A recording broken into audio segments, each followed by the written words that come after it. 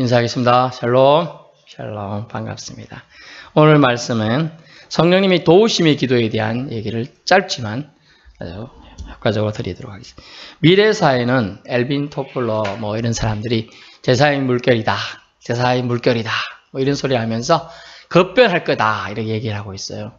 좀 전에 대화에도 그렇지만 이제 사람의 신체 기능에 거의 복제가 거의 다 가능하다. 근데 이제 복제할 때 실질적으로 이제 사람의 그 인간성을 존엄성을 해칠 수 있는 것은 부분을 빼고 복제가 돼야 될 텐데 이제 잘못 오용할 가능성이 있는 여지는 있습니다. 미래 사회가 왜 불안한가? 왜냐하면 우리가 인지하는 범위를 넘어서기 때문에 불안한 거예요. 인지. 어느 정도 발전하면요, 그 발전한 정도가 서서히 가면 가능하죠. 자전거를 타보신 분은 아시겠지만, 자전거가 우리가 가다가 브레이크가 고장나도 발로 설 수 있는 발 브레이크를 사용할 수 있는 정도의 속도는 우리가 불안을 안 느껴요. 그 보통 아이들 자전거 있잖아요. 뭐 3발 자전거, 4발 자전거, 또 살살 가는 건 상관없어요. 근데 이 로드형이나 좀 빨리 가는 거 제가 한 대 있습니다만 빨리 가는 거는 시속 몇십 킬로거든요. 이게 속도가 겁이 나는 거예요. 타보면.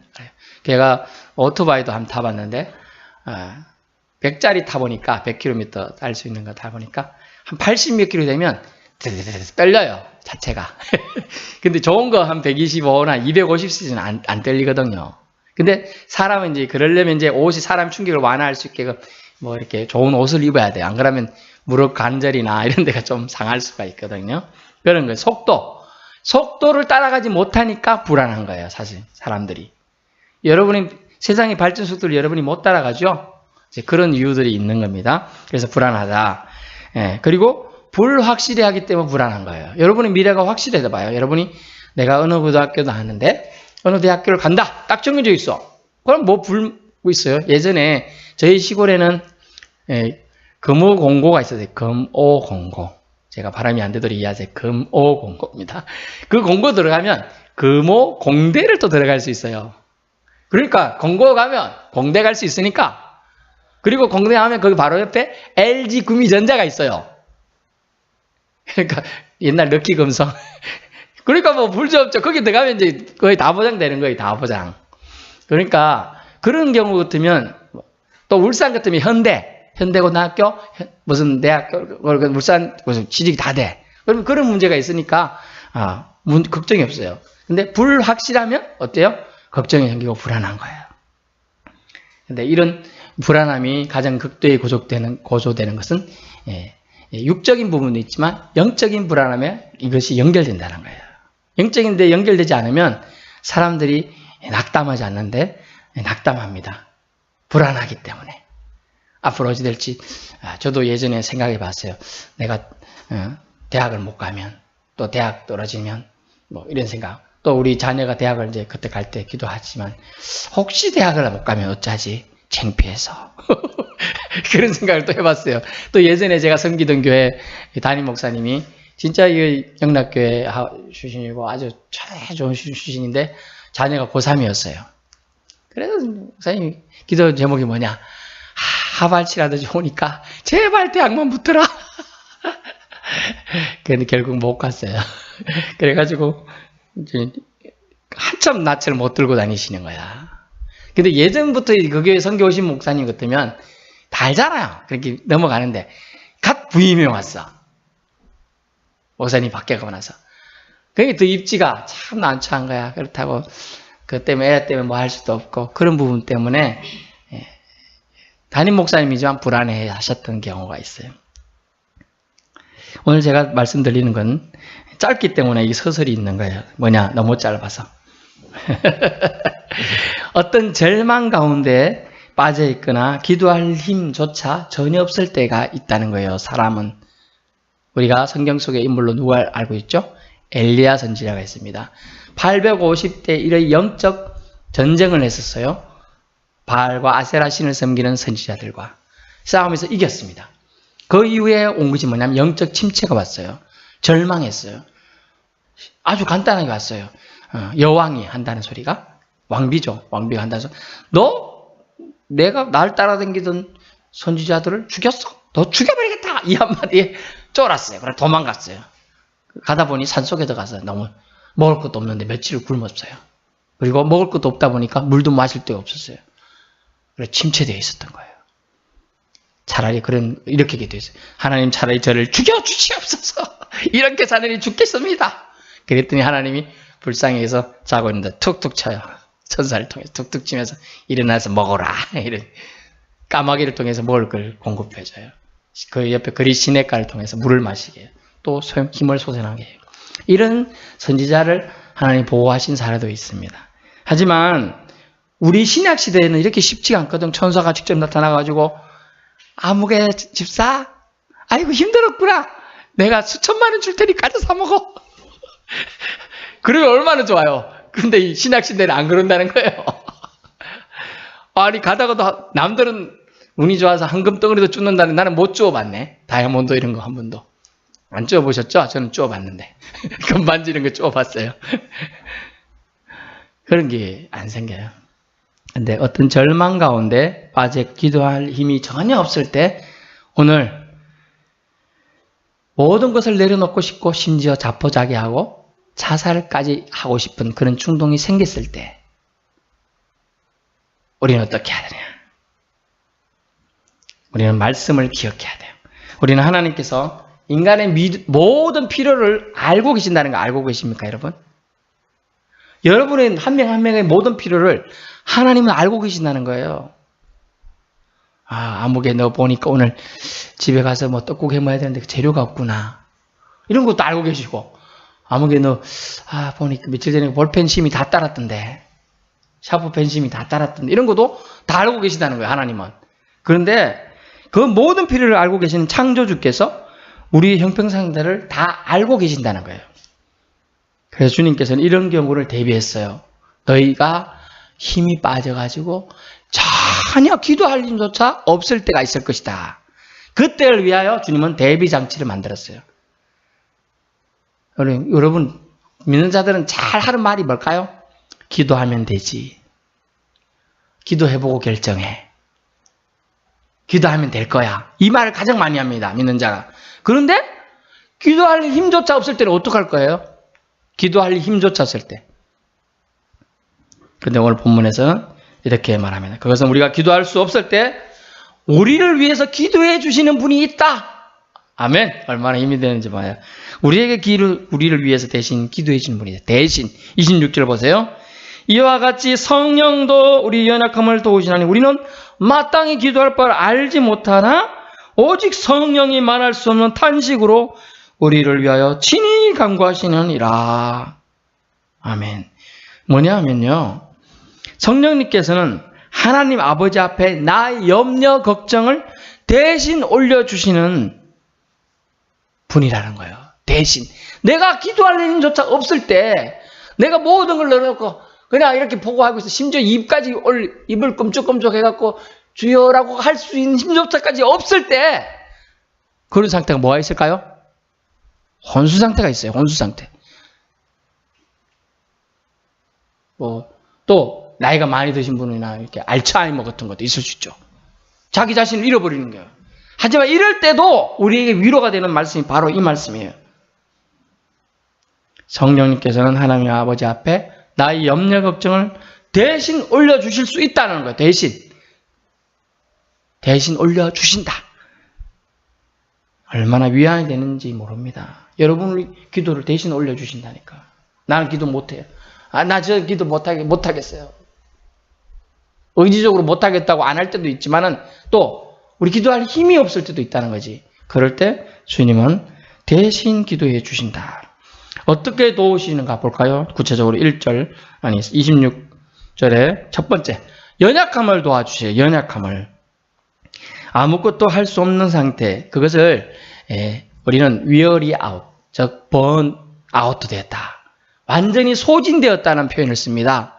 사람의 체력이 완전히 소진되면, 제가 94세 할머니 권사님을 만나고 왔는데요, 소화도 이제 거의 안 된다고 합니다. 소화도 못 시킨다고요. 그건 장기 기능이 거의 소진된 거예요. 기능 자체가.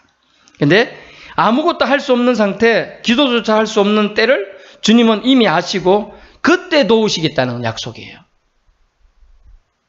여러분이 신체 기능이 완전히 저하했을 때 있을 것이고 또는 영적으로 완전히 다운돼서 아무것도 못할 수도 있을 거 아니에요. 그때 연약함을 도와주시겠다. 두 번째는요. 마땅히 기도할 내용을 대신 기도해 주겠다. 마땅히 기도할 내용. 여러분이 기도할 내용이 어떤 좋은 기도인지 나에게 유익이 되는 기도인지 다 알아요? 아니에요. 내가 지금 이렇게 하고 싶습니다. 하지만 전국적으로 하나님 보기에는 그게 좋은 게 아닐 수가 있는 거예요. 우리는 어른이라 칼을 잘못 사용하면 위험할 수 있다. 다칠 수 있다는 걸 알잖아요. 근데 아이는 그 칼을 잘못 들면 칼을 이렇게 받는데 칼잡이를 잡아야 되는데 칼을 잡는다. 그럼 다치잖아요. 모르잖아요. 아이는 잘 모를 수 있어요. 아이 인지 능력에 따라서.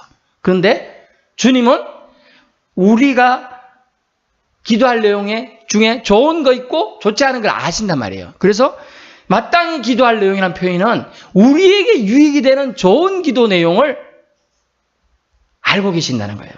그래서 우리는 어떤 기도가 좋은 기도인지 모르지만 어떤 기도를 주님이 기뻐하시는지 잘 모르지만 궁극적으로 우리에게 유익한지는 우리는 모르지만 성령님은 아신다는 거예요. 그래서 마땅히 기도하여 하나님께 아뢰을 내용을 기도하신다는 거예요. 누가? 성령님께서. Holy Spirit. 27절 보세요.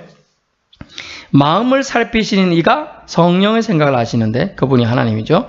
성령의 생각을 아시는데 성령은 하나님의 뜻대로 성도를 위하여 간구하신다.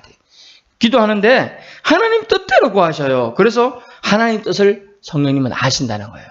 그래서 하나님 뜻대로 구해요. 우리는 오전에 말씀드렸지만 아버지 뜻을 잘 몰라요. 어떤 때는.